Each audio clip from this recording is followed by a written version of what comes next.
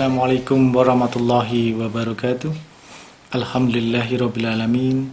Nahmaduhu wa nasta'inuhu wa nastaghfiruh. Wa na'udzu billahi min syururi anfusina wa min sayyiati a'malina. May yahdihillahu fala mudhillalah. Asyhadu an la ilaha illallah wahdahu la syarikalah wa asyhadu anna Muhammadan abduhu wa rasuluh la nabiyya ba'da. Qala ta'ala fil Qur'anil Karim. A'udzu billahi minasy syaithanir rajim. Bismillahirrahmanirrahim. Ya ayyuhalladzina amanu kutiba alaikumusyyam kama kutiba alal ladzina min qablikum la'allakum tattaqun. Shadaqallahul adzim. Al-ayah. Ikhwan rahimakumullah, marilah kita senantiasa memanjatkan puja dan puji syukur atas segala nikmat Allah yang telah berikan kepada kita, baik nikmat sehat, nikmat sempat, nikmat panjang umur, sehingga pada pagi hari ini kita masih diberikan kesempatan untuk bisa menjalankan ibadah puasa Ramadan di tahun ini. Salam dan salawat kita curahkan kepada Nabi besar Nabi Muhammad SAW beserta keluarga dan para sahabatnya. Ikhwan rahimakumullah, kita tahu saat ini kita dalam suasana kita mengalami pandemi wabah corona. Di bulan Ramadan ini yang biasanya kita bergembira menjalankan ibadah dari pagi sampai malam, tetapi pada situasi seperti ini kita harus beribadah di rumah saja. Meskipun ada beberapa yang masih berada di masjid, namun alangkah baiknya kita mengikuti anjuran para ulama, Majelis Ulama Indonesia, agar beribadah di rumah saja.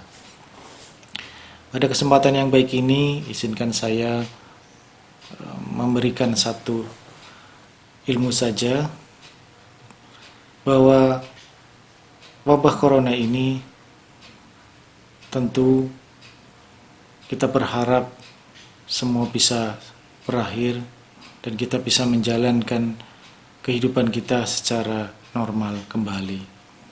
Di balik musibah ini tentu masih ada berkah yang bisa kita, atau hikmah yang bisa kita ambil dari kejadian ini. Salah satunya adalah kita bisa melihat sendiri semua orang sekarang berlomba-lomba, sepertinya berlomba-lomba dalam membersihkan diri, terutama cuci tangan. Jadi kesempatan apapun ketika berkunjung kemana, masing-masing selalu membersihkan tangannya, baik itu dengan hand sanitizer ataupun dengan cuci tangan dengan sabun. Nah, sesungguhnya perintah cuci tangan ini sudah pernah disampaikan oleh Rasul dan sesuai juga dengan perintah Allah Subhanahu wa taala di dalam surat Al-Baqarah 222. Allah berfirman, "Innallaha yuhibbut tawwabina wa yuhibbul mutatahhirin." Sesungguhnya Allah menyukai orang-orang yang bertobat dan orang-orang yang menyucikan atau membersihkan diri.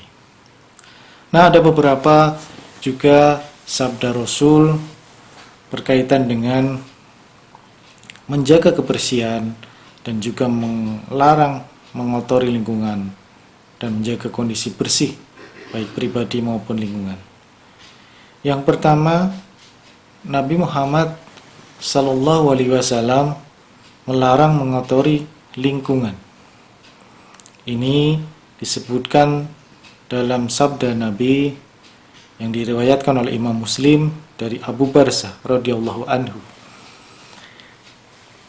Ia bertanya kepada Rasul tentang hal yang bisa bermanfaat jika dilakukan.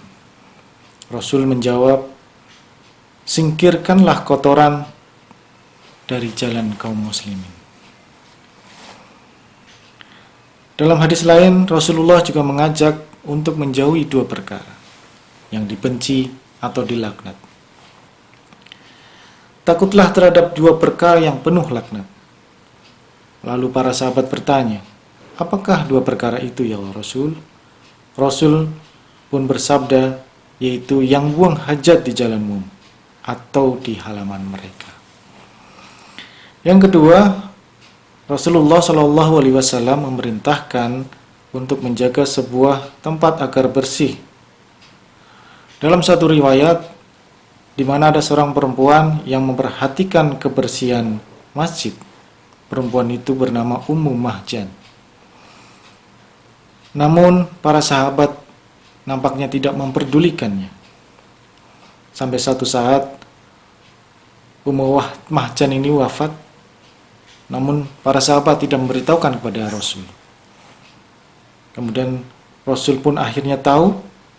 Kemudian Rasul meminta dicarikan pusara Ummu Mahjan dan berdoa di sana. Dan kemudian berkata, sesungguhnya kuburan ini semuanya penuh dengan kegelapan. Dan Allah Subhanahu wa taala meneranginya kembali dengan doaku kepada mereka. Yang ketiga, Rasul memerintahkan untuk menjaga kebersihan tangan. Ini seperti yang disebutkan dalam hadis yang diriwayatkan oleh Bukhari dan Muslim, bahwa kalau kita bangun tidur, kita harus basuh dahulu tangan kita 3 kali sebelum memasukkan ke dalam wadah, agar wadah ini terjaga kebersihannya. Rasulullah bersabda, jika seorang dari kalian bangun tidur, cuci tangan 3 kali terlebih dahulu sebelum dimasukkan ke dalam wadah. Karena sesungguhnya ia tidak tahu di mana tangannya berada saat di waktu malam. Yang keempat, kebersihan mulut. Ini tergambar diantara oleh hadis siwak. Dalam riwayat lain, Rasul melarang kita mendekati masjid sebagai representasi orang berkumpul. Ketika orang itu memakan bawang putih dan bawang bombay. Karena tentu kalau kita makan akan menimbulkan bau yang tidak sedap. Rasulullah bersabda, siapa yang makan bawang putih dan bawang bombay, maka jauhilah kami. Atau dalam riwayat lain, beliau bersabda, jauhilah masjid kami dan duduklah dulu di dalam rumah. Yang kelima, menjaga kebersihan dan kerapian rambut. Rasul menyebut kalau rambut itu dimuliakan dan dirawat. Dalam sabdanya, siapa yang memiliki rambut, maka muliakanlah ia.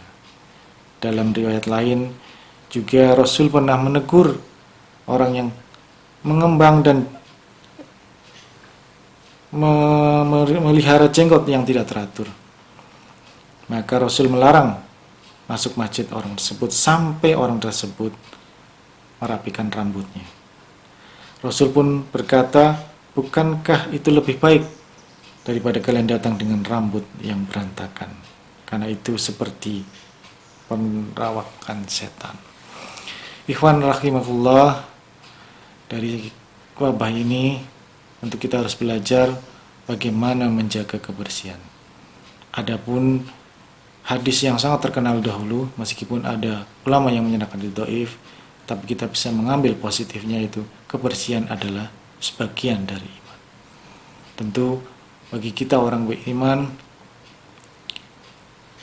selain kita menjalankan segala perintah Allah dan menjauhi larangannya, tentu kita juga bisa menjaga kebersihan. Saya kira demikian yang bisa kami sampaikan pada kesempatan yang berbahagia ini.